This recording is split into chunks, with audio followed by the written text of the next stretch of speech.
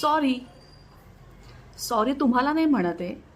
मला विचारायचं आहे तुम्हाला सगळ्यांना की सॉरी या शब्दामध्ये खरंच आता ते मला फिलिंग राहिलंय का? म्हणजे लोक सहज कित्येकदा सॉरी म्हणतात. कधी कधी ना तेच तेच तेच तेच तेच तेच कारण त्या सॉरी म्हणण्यासाठी रिपीट रिपीट रिपीट होत असतं.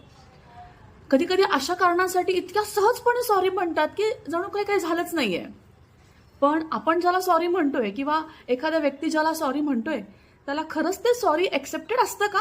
म्हणजे त्या सिच्युएशनला अगदी कॅज्युअली सॉरी म्हणणं म्हणजे चालेल का असं? म्हणजे सॉरी हा शब्द इतका सहज असा फेकल्यासारखा लोक वापरायला लागली आहेत की त्याच्यामध्ये कुठलाही मीनिंग, कुठलाही अर्थ, कुठलाही भाव उरलेलाच नाहीये. अगदी सहज कॅज्युअली सॉरी म्हटलं म्हणजे सगळं संपत नाही. समोरच्या माणसानी कुठल्या परिस्थितीत तुमची वाट बघितलेली असते किंवा तुमची किती मोठी मिस्टेक असते याचा त्या सॉरी म्हणणाऱ्याला काही गंधच नसतो.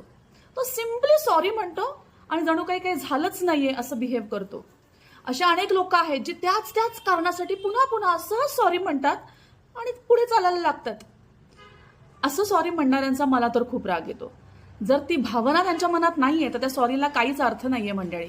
अशा केसमध्ये तुम्ही काय करता सांगा बरं मला.